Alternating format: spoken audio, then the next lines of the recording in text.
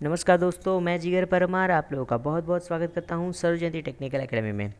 दोस्तों, आज का हमारा टॉपिक है गियर, जिसके अंदर हम देखेंगे डिफरेंट टाइप्स के गियर, उसका क्लासिफिकेशन, उसकी प्रोफाइल, उसका कैलकुलेशन, गियर रेशियो। तो आइए स्टार्ट करते हैं गियर और गियर के टाइप्स से। लेकिन उसके पहले देखते हैं एक चीज़।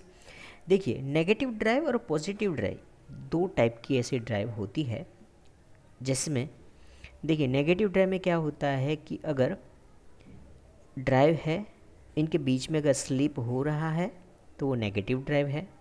जिसके एग्जांपल आपको बता दूं, बेल्ट ड्राइव और रोप ड्राइव, जो कि एग्जांपल है नेगेटिव ड्राइव के, क्योंकि जब हम पावर ट्रांसफ़र करते हैं बाय यूजिंग रोप ड्राइव या फिर बेल्ट ड्राइव, थोड़ा उसमें स्लिप पॉसिबल रहता है, इसीलिए उसको नेगेटिव ड्राइव बोलते हैं। यानी उसमें वेलोसिटी रेशियो जो होता है वो एग्जैक्ट कांस्टेंट नहीं रहता। देखिए यहाँ पर स्लिप की जो कंडीशन है उसमें वेलोसिटी जो रेशियो है वो कांस्टेंट नहीं रहता। सो लिटिल बिट क्या होता है, पावर लॉस होता है इस वाले केस में। किस वाले? नेगेटिव ड्राइव में। जब बात करते हैं पॉजिटिव ड्राइव की, उसमें क्या होता है कि all those drives in which the slip is negligible is called a positive drive. यानी ऐसी सारी की सारी ड्राइव जिसमें स्लिप नेग्लिजिबल रहता है उसको हम पॉजिटिव ड्राइव बोलते हैं।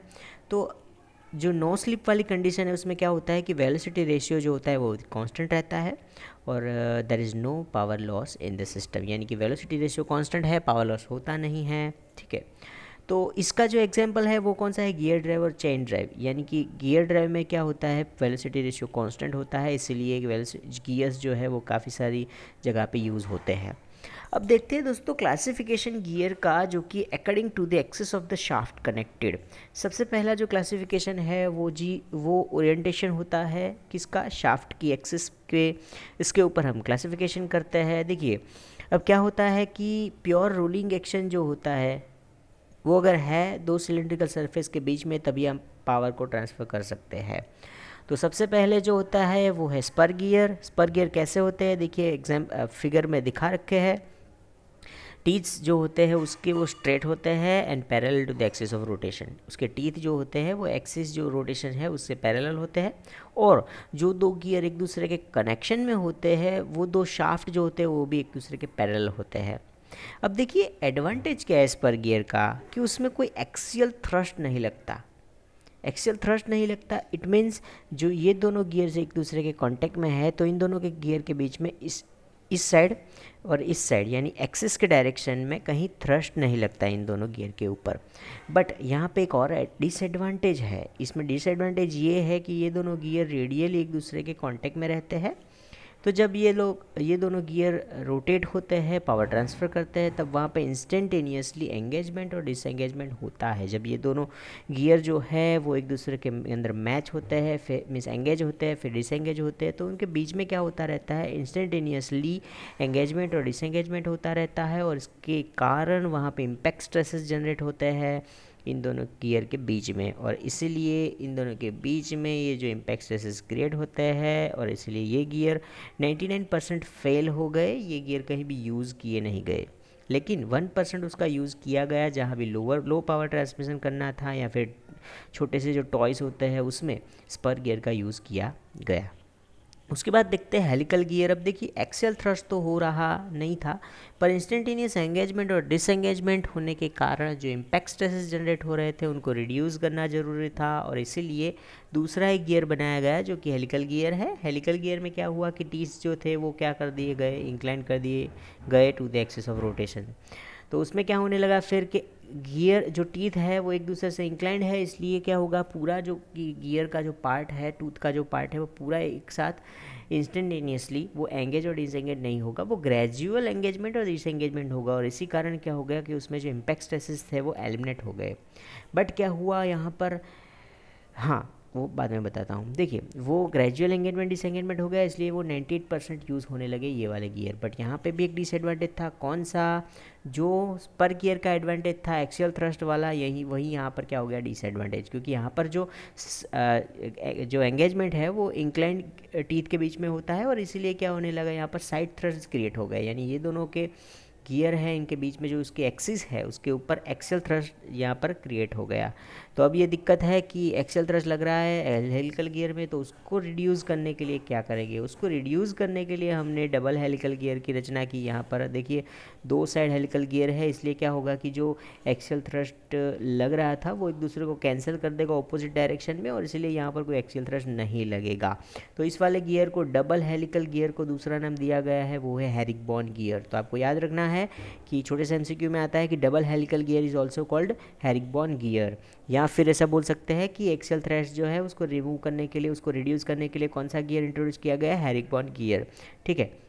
हाँ, लेकिन यहाँ पर एक और बात याद रखिए कि जो एक्सिस है शाफ्ट की वो दोनों पैरेलल है हेलिकल गियर में भी। कभी कभी स्टूडेंट्स मिस्टेक कर देते हैं कि हेलिकल गियर में समझ लेते हैं कि एक्सिस पैरेलल नहीं है। अब देखिए एक्सिस आर नॉट पैरेलल। अब वाला जो केस है वो एक्सिस पैरेलल नहीं है बट इंटरसेक्टिंग है, यानी कि एक्सिस देखिए यहाँ पर एक दूसरे के पैरेलल तो है नहीं, पर एक दूसरे के इंटरसेक्टिंग है, यानी कि वो एक दूसरे को काट रही है। तो देखिए pure rolling motion can be transmitted between 2 conical surface. यहाँ पे क्या है, कॉनिकल सरफेस है, उनके बीच में पावर ट्रांसफ़र हो रहा है। ठीक है, सबसे पहले देखते हैं बेवल गियर। बेवल गियर क्या होता है? Bevel gear simple impact stresses are present. ये बेवल गियर अपना वो सिंपल सा जो स्पर गियर है उस टाइप के होते हैं, लेकिन इसमें ये ड्राइवर है, ये ड्रिवन है, और इन दोनों के बीच में ये जनरेटिंग लाइन है। यहाँ से अगर पावर ट्रांसफ़र हो रहा है तो उस तरह 90 डिग्री में यहाँ से ऐसे हम यूज़ कर सकते हैं। इस वाले अरेंजमेंट को बोलते हैं बेवल गियर, जहाँ पे कॉनिकल गियर्स यूज़ होते हैं। और बेवल गियर जो है उसमें स्ट्रेट गियर्स होते हैं।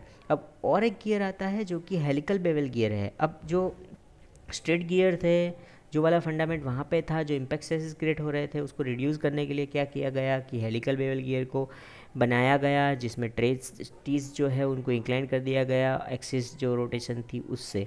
तो उसके कारण क्या हुआ कि वहाँ पे जो इम्पैक्ट स्ट्रेसेस रिड्यूस हो गए हैं। ठीक है। अब वो एक और गियर आता है, वो है माइटर गियर। और माइटर गियर जो है उसमें आपको इतना याद रखना है कि mutually perpendicular gear having constant velocity ratio. जब कभी भी एमसीक्यू में आपको पूछा जाता है कि म्यूचुअली परपेंडिकुलर गियर कौन से है, तो आपको याद रखना है कि म्यूचुअली परपेंडिकुलर गियर अगर आते हैं तो वो माइटर गियर है, जिसमें वेलोसिटी रेशियो क्या रहता है? कांस्टेंट ही रहता है। ठीक है। तो और तीसरा केस देखते हैं हम, axis are not parallel and not intersecting. अब यहाँ पे की जो केस है उसमें क्या है कि एक्सिस पैरेलल भी नहीं है और इंटरसेक्टिंग भी नहीं है। तो इन दोनों के बीच में जो जो पावर ट्रांसफ़र करना था वह प्योरली हमें रोटेशन मिलता नहीं है, क्योंकि कॉन्टैक्ट सरफेस मिलता नहीं है इस वाले केस में। तो इस वाले केस में क्या किया गया फिर कि एक स्क्यू लाइन क्रिएट करवाई गई है। जो स्क्यू लाइन है वो पैरेलल भी नहीं होती और इंटरसेक्टिंग भी नहीं होते, जिसमें कनेक्ट होते हैं तब।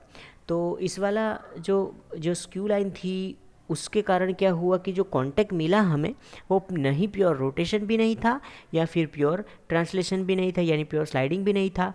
इसीलिए इस वाले जो केस, ये वाला जो केस है जिसमें एक्सिस आर पैरेलल भी नहीं होती और इंटरसेक्टिंग भी नहीं होती, इस वाले केस में हमें प्योर रोटेशन नहीं मिलता, प्योर स्लाइडिंग भी नहीं मिलता, यानी कि पार्शियल स्लाइडिंग मिलता है और पार्शियल रोटेशन मिलता है। सबसे पहले है स्पाइरल गियर। देखो उसको स्क्यू गियर भी बोलते हैं, उसका अरेंजमेंट मैंने यहाँ दिखा रखा है। और एक अरेंजमेंट है हाइपरबोलॉइड या फिर हाइपोइड गियर। ये बहुत ही इंपॉर्टेंट है, याद रखिए। पिछले जो केस था वो कौन सा था? हेरिकबॉन गियर। हेरिकबॉन गियर क्या था? वो हम एक्सेल थ्रस्ट को रिमूव करने के लिए ले आए थे। यहाँ पर एक और गियर आया है हाइपरबोलॉइड गियर। वो स्पाइरल गियर ही है, पर जहाँ भी स्पेस अवेलेबल होती नहीं है, ऑफसेट कम होता है, वहाँ पे हम छोटी साइज़ का ये स्पाइरल गियर यूज़ करते हैं। उसको हम हाइपरबोलॉइड गियर या फिर हाइपोइड गियर बोलते हैं। आपको ये नाम याद रखना है। कन्फ्यूज़न रहता है एक हेरिकबॉन गियर में और एक हाइपरबोलॉइड या फिर हाइपोइड गियर में कन्फ्यूज़न रहता है, तो आपको ये नाम अच्छे से याद रखना है।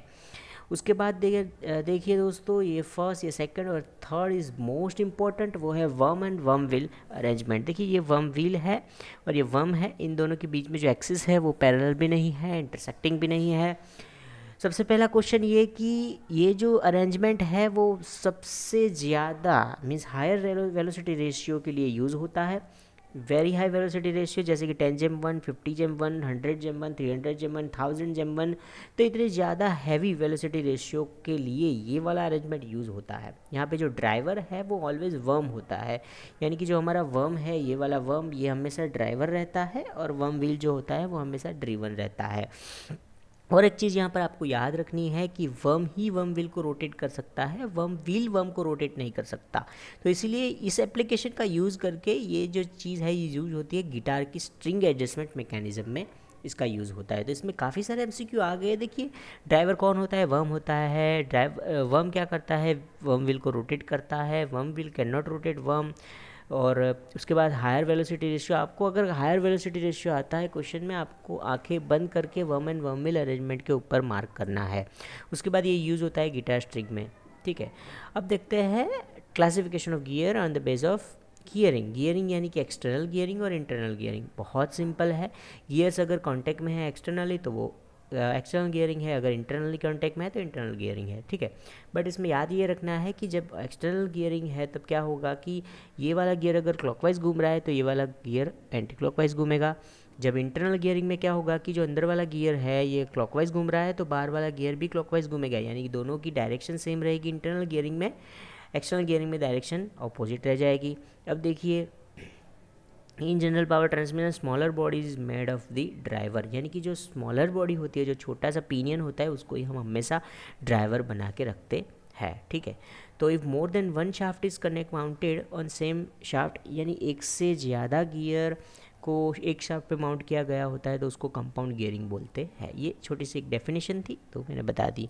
तो ये था क्लासिफिकेशन ऑफ गियरिंग। उसके बाद हम नेक्स्ट लेक्चर में देखेंगे कि गियर टर्मिनोलॉजी, जो कि आपको बहुत ही यूज़ होगा। आपको अगर इसमें कुछ कन्फ्यूज़न है आप हमको लिख भेज सकते हैं sarojayantitechnicalacademy@gmail.com पे। तो हमारे साथ जुड़ते रहिए, प्रिपरेशन करते रहिए और सरोजयंती टेक्निकल एकेडमी को शेयर कीजिए, लाइक कीजिए, सब्सक्राइब कीजिए और बेल आइकन पर ज़रूर प्रेस कीजिए। तो आप मिलते हैं नेक्स्ट लेक्चर में एक नए टॉपिक के साथ। तब तक के लिए जय हिंद, जय Bharat. Thank you so much.